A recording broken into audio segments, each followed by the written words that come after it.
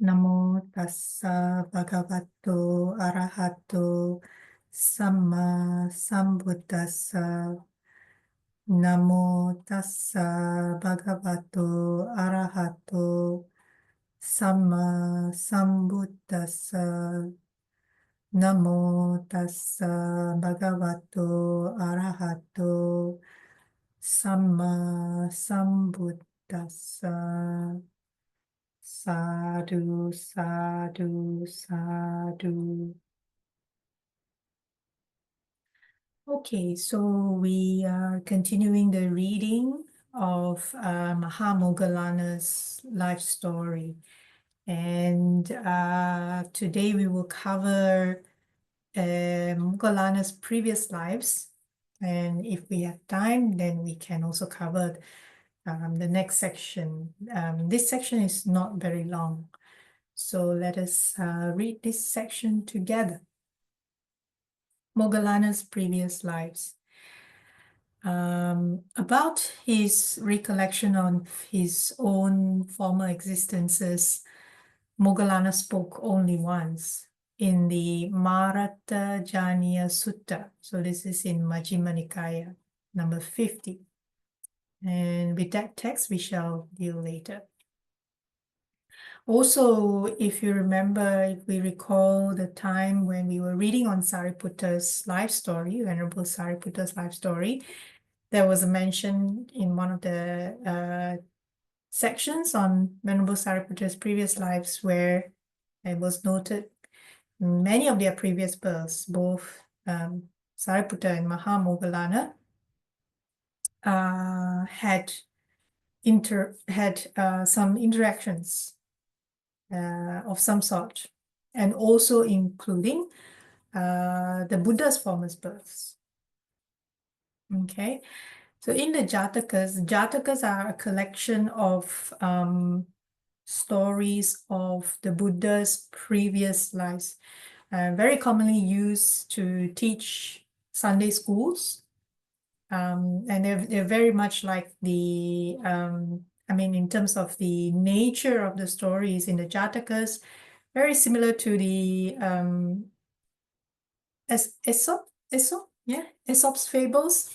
I hope I pronounced that correct. I always get that wrong. But very similar, very similar. So in the Jatakas, the story is about the Buddha's former existences. It is reported that the Bodhisattva, the Buddha before he was the Buddha, in his previous lives, and Moggallāna had lived together quite often. In no less than 31 lives, the two had met. No less than 31 lives. So that's a lot of previous lives. And in 30 of them, Moggallāna and Sariputta had lived together. So it's a very strong bond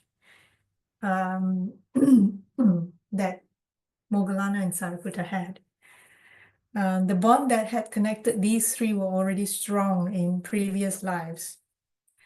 Although these 31 lives are but an infinitesimal fraction of the infinity of lives through which every being in samsara has passed, they enable us to draw some substantive conclusions concerning Moggallāna's life and personality. In a way, it's true, because the Buddha said that, the number of lives that we have come again and again is really incalculable. So compared to that, 31 previous lives is, of course, a tiny fraction. But then again, it's enough in terms of that connection, that strong bond between the three of them.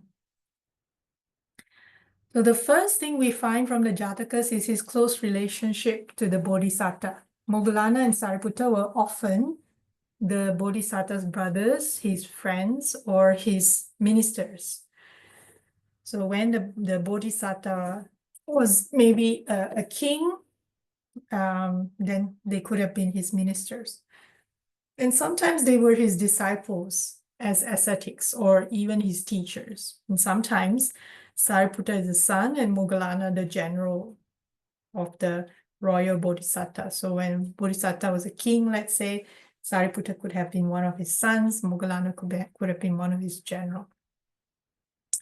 And when the Buddha was Sakka, the king of the gods, they were the moon god and the sun god, respectively. So the second point worth noting is the relationship of Sariputta to Moggallāna. When in the Jatakas, both are seen to traverse all the heights and depths of samsara, they sometimes play quite inferior parts in relation to the main figures of the respective stories. There appears a certain lawfulness in the stories, insofar as the difference between them, for example, in their status, is usually greater when their level of rebirth is lower, and smaller when their rebirth is on a higher level. So level of rebirth means where they are, whether it's the animal realm or in the higher deva or God's realms. So when reborn as animals, they rarely were equals. Only as swans, they were equals. And Sariputta was most often born in a higher species of animals. For example, they were a snake and a rat, a bird and a tortoise, lion and tiger, monkey and an elephant, monkey and a jackal, and a man and a jackal. So the numbers here indicate the numbers which Jataka story is referring to. So there are many, many Jataka tales. And when born as human beings in worldly careers, Sariputta was always in a higher position than Moggallāna. As a royal prince and royal minister, or as a royal minister and son of a slave, and charioteer of the royal bodhisattva, and charioteer of King Ananda. So here it's saying that in those occasions even, Sariputta always had higher position. So royal prince here would refer to Sariputta in his previous life. In that same time, Moggallāna was royal minister, and so on. And once Moggallāna was the moon god, and Sariputta the wise ascetic Narada. But when both were ascetics or deities, they were generally of equal status at the higher levels. And once it happened that Sariputta was only the moon god and Moggallāna the superior sun god. And once Sariputta was the king of the Nagas and Moggallāna the king of their foes, the Supanas. The only time when Moggallāna appears in the Jatakas without Sariputta is a life in which he holds the office of Sakka, king of the gods. At that time, as Sakka, he also appeared on earth to a miser in order to urge on him the virtue of giving and thus to lead him to a better rebirth. But another time when Sariputta and Moggallāna lived on earth, they were stingy merchants who had buried much money. And after death, they were reborn close to their buried treasures, but as a snake and a rat. And there is also a story in which Moggallāna was reborn as a jackal. And seeing a dead elephant, he was so greedy for its flesh that he crept through an intestinal aperture right into the elephant's belly, ate as much as he could, but then was unable to get out again, suffering mortal fear, an impressive symbol of the perils of sensual enjoyment.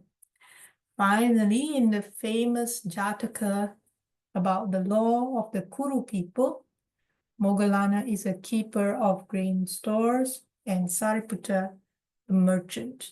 Both were very careful in observing the law of non-stealing.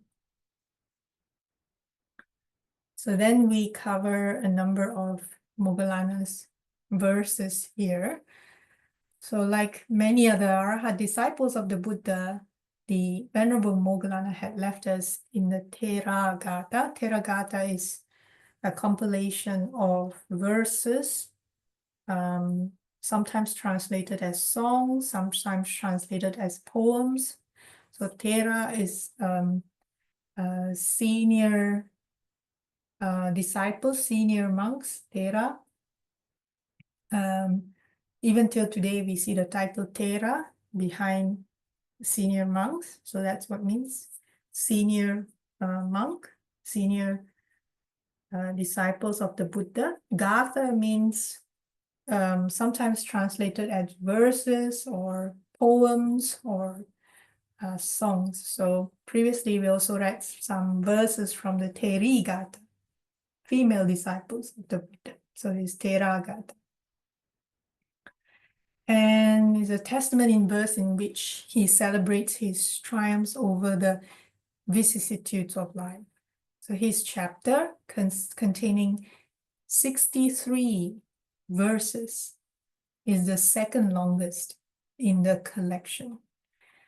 The overriding theme of these verses is his equipoise in the face of samsara's temptations and upheavals. The suffering of worldly affairs no longer touched him, as he dwelt in a peace that transcended all the pain and restlessness of becoming. So he had good equanimity, in other words. His verses begin with 4 stanzas, apparently addressed to himself, extolling the life of a forest hermit devoted to the struggle against the forces of mortality. Living in the forest, subsisting on alms food, delighting in the scraps that come into our bowl, let us tear apart the army of death, firmly concentrated within ourselves. So firmly focus on developing inner wisdom. So basically he starts off with saying, very contented with very little, but just focusing on the practice within so that they can conquer the army of death. So basically overcome samsara.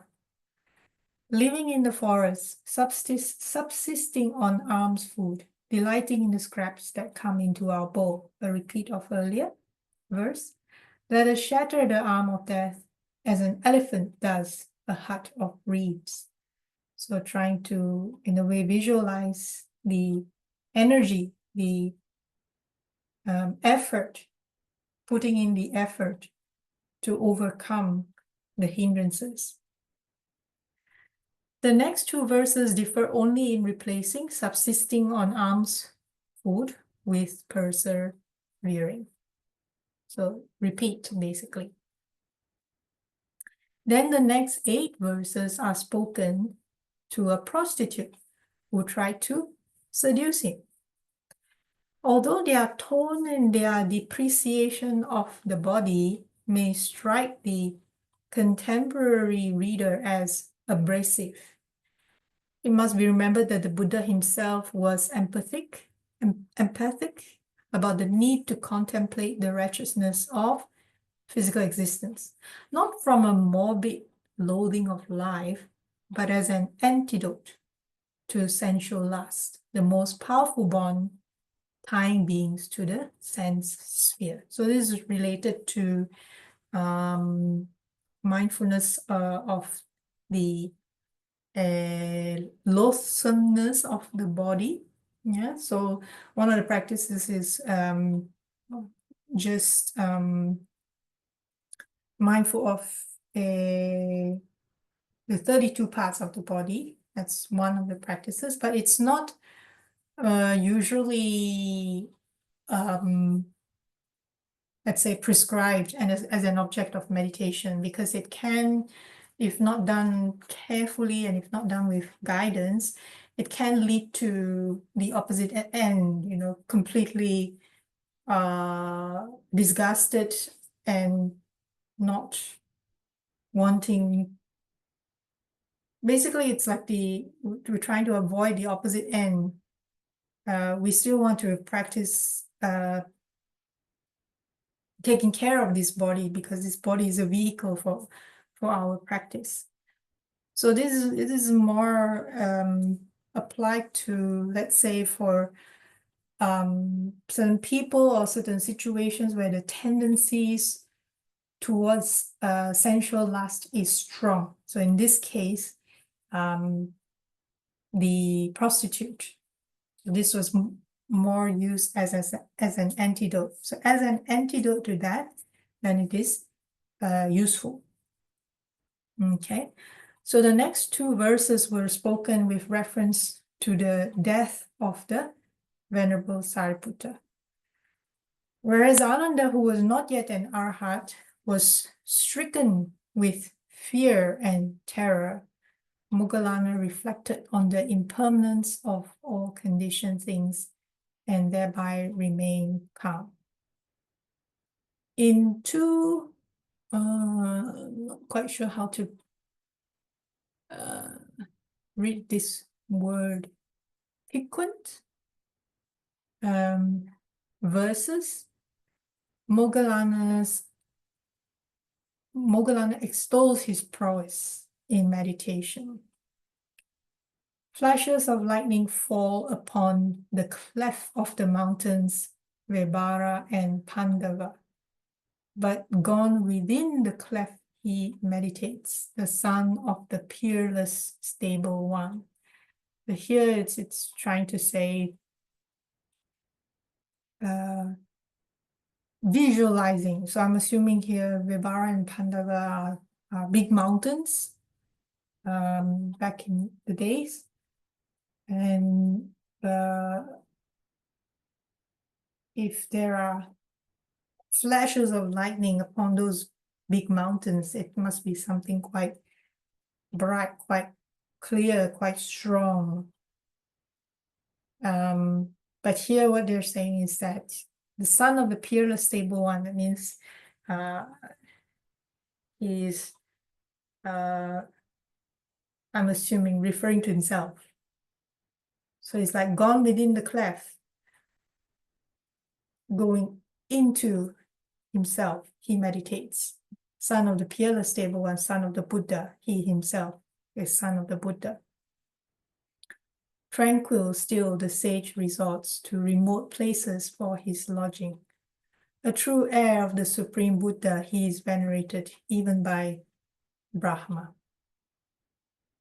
So here, in a way, he's saying that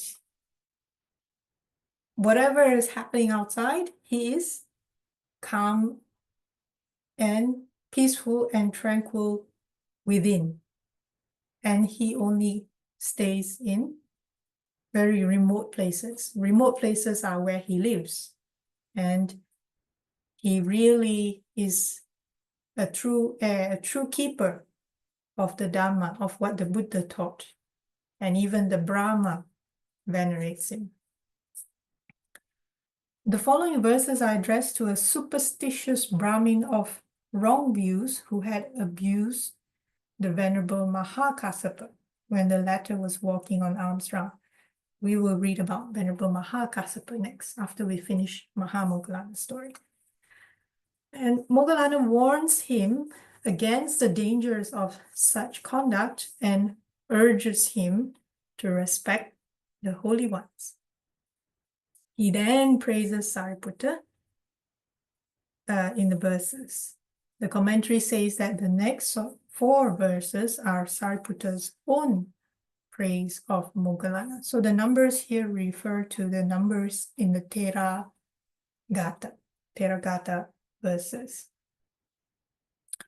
After Moggallāna reciprocates with a verse in praise of Sariputta, he then reviews his attainments and rejoices in his consummation of the goal of his monk's life. In but a moment, I can create 100,000 kotis of bodies. So I'm assuming here it's referring to his one of his psychic powers that he can duplicate himself. I am skilled in transformations. I am the master of psychic powers. A master of concentration and knowledge, Moggallāna, gone to perfection. A sage in the dispensation of the detached one, sage in the dispensation of the Buddha, with concentrated faculties has cut off his bonds, as an elephant bursts a rotten creeper. The teacher has been served by me. The Buddha's teaching has been done. The heavy burden has been dropped. The conduit to becoming has been uprooted. So the conduit to becoming, the craving, has been uprooted. That goal has been attained by me, for the sake of which I have gone forth from the home life into homelessness, the destruction of all the fetters. So the last verses are identical with those concluding his encounter with Mara, recorded in Majjhima Nikaya 50, to which we shall now turn. Okay. So then we continue the next section, the last days of Moggallāna. Okay, so we remember that both Sariputta and Moggallāna had passed away before the Buddha. They were also older than the Buddha.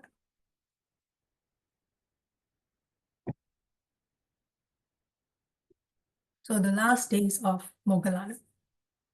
Half a year before the Buddha's parinibbana, the Buddha's own final passing away, on the full moon day of the month Kartika, so around October, November, death separated the two chief disciples for the last time. It was on this day that Sariputta passed away in his birth chamber in his parental home, surrounded by his many pupils, but far away from Moggallāna. Remember, we had read about Sariputta's passing away before. Even though during life, the two had almost been inseparable, their deaths, like their attainment of arhatship, occurred at different places. Both of them attained arhatship separately, in different places. We read that before as well. Soon after the passing away of Sariputta, Moggallāna had a bizarre encounter with Mara, the evil one, the tempter and lord of death, which may well have been a premonition of his own imminent demise. One night, while the elder was walking back and forth for exercise, Mara slipped into his body and entered his bowels. Moggallāna sat down and attended to his abdomen, which suddenly felt as heavy as a bag of beans. He then discovered the evil one lodged within his own belly. Calmly, he told Mara to get out. Mara was astonished that he had been detected so soon, and in his delusion thought that even the Buddha would not have recognized him so quickly. But Moggallāna read his thoughts and again ordered him to depart. Mara now escaped through Moggallāna's mouth and stood at the door of the hut. Moggallāna told him that he knew him not only on that day, but had also known him in the past, for their karmic connection was old and deep. The following is the gist of what he said. The first of the 5 Buddhas appearing in our fortunate aeon was Kakusanda, whose chief disciples were the Arahats Vidura and Sanjiva. At that time, Moggallāna was Mara, by name Mara Dusi. For Mara too, like Mahabrahma and Sakka, is not a permanent being, but a cosmic post or office, chief of demons or lord of the low world, whatever you want to think of, and is filled by different individuals migrating through the round of existence, also going through samsara. And at that time, Mara Dusi had a sister named Kali, whose son was to become the Mara of our age. Hence, Moggallāna's own nephew then was now standing in front of him in his hut as the present Mara. When in that past age, Moggallāna was Mara, he had taken possession of a boy and made him throw a potsherd at the head of the Buddha Kakusanda's chief disciple, the Arhat Vidura. The wound was a severe one, which caused blood to flow. When the Buddha Kakusanda turned around and saw this, he said, "Indeed, Mara knows no moderation here. For even in diabolical actions, there might be moderation." And under the perfect one's glance, Mara Dusi's body dissolved and reappeared in the deepest hell. Just a moment earlier, he had been the overlord of all the hellish worlds, and now he himself was one of the hell's victims. For many thousands of years, Moggallāna had to suffer in hell as the karmic result of attacking an arahant. He was condemned to spend 10,000 years alone in the great hell, having a human body and the head of a fish, just like the beings in Peter Bruegel's pictures of the hells. I've not seen those pictures before, but if you like, you can Google them. Whenever two lances of his tortures crossed in his heart, he would know that 1,000 years of his torment had passed.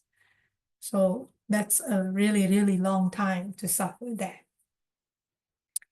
And this encounter with Mara once more brought to Moggallāna's mind the terrors of samsara from which he was now forever free.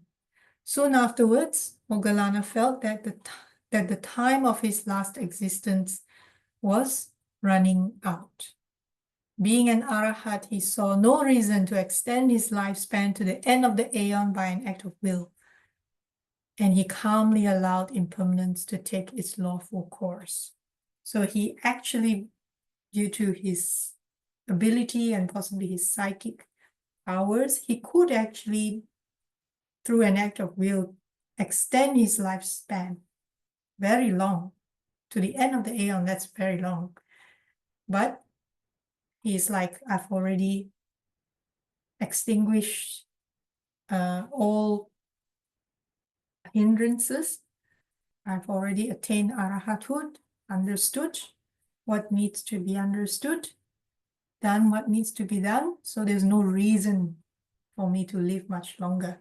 So he just let impermanence take its lawful course. Okay, so the next section is a little bit longer, Moggallāna's death. So I'll leave that to, that's actually the last section of this chapter on Mahāmoggallāna. So I thought I'd leave that to the next reading on this story. Then that will pretty much, the next chapter pretty much wraps up Mahāmoggallāna's story. And after that, we will then start with Mahākassapa, who is also one of the more famous, well-known senior disciples of the Buddha. Okay. Would anyone have any thoughts or comments or questions they'd like to share? I'll just stop the sharing here.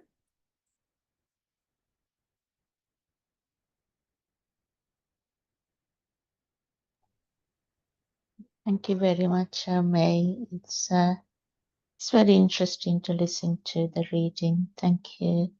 It shows highlight the impermanence and the rebirth. Very interesting. Thank you very much for reading it. You're very much welcome. Yeah, when I read these previous lives and stories, it's for me a bit of a reminder. Sometimes when I don't know about you, but sometimes I still see myself get caught up with the usual worries and anxieties and stresses of daily life. So when I read these things, all of a sudden I kind of feel, this life actually probably not only is it very short, but it's probably also very infinitesimal compared to countless previous lives that we have been circling through the different realms. And the other thing that also is a constant reminder is that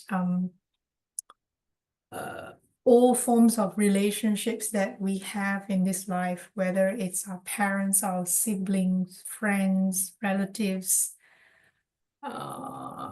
people at work, anyone that we come across, we have, because we don't have that psychic ability, we have no knowledge whatsoever whether it's quite possible that we would have encountered them in previous life in a different kind of relationship. Somehow our energies bring us together again. And so, yes, it does bring home when we are reading this, the messages of impermanence, really.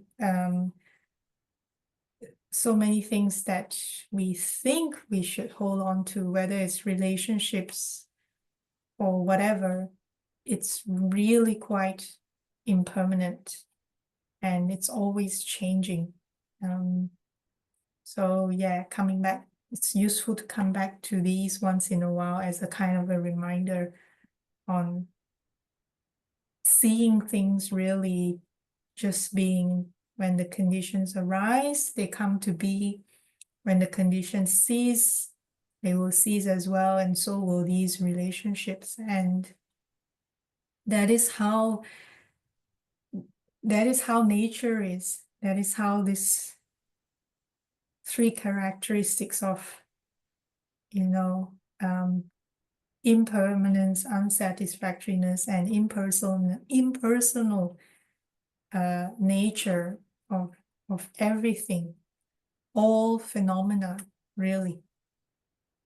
And that actually gives us, when we reflect on this, then hopefully it gives us a sense of, okay, so I don't have to take things too seriously. Let's just go on one step at a time, especially when we are going through, let's say, difficult times in our lives, because we never know when things can be really difficult. Then such reflections are helpful, because then it's like a reminder of,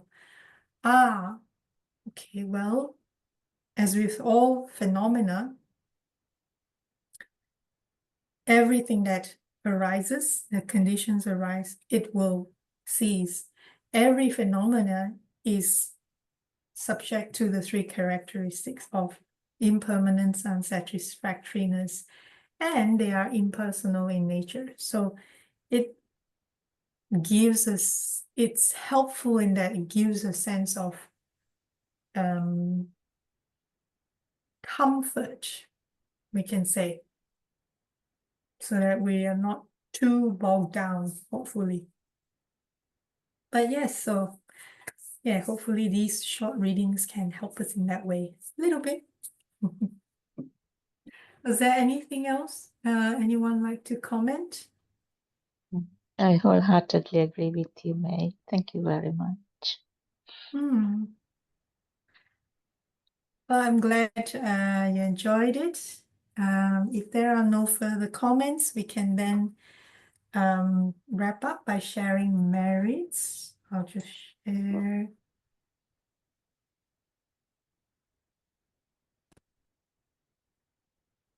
Okay. So let us share merits together. May suffering ones be suffering free, and the fear-struck fearless be. May the grieving shed all grief, and may all beings find relief. May all beings share this merit that we have thus acquired for the acquisition of all kinds of happiness. May beings inhabiting space and earth, devas and nagas of mighty power, share in this merit of ours. May they long protect the Buddha's dispensation. Sadhu, sadhu, sadhu.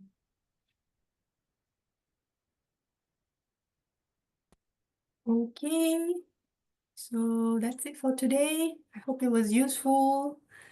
And yeah, we will come back again next Sunday, and not quite sure yet what the topic will be, whether we'll continue this reading or something else. We'll see how we go, okay? All right, have a good week. Take care. Keep smiling, stay healthy. Bye.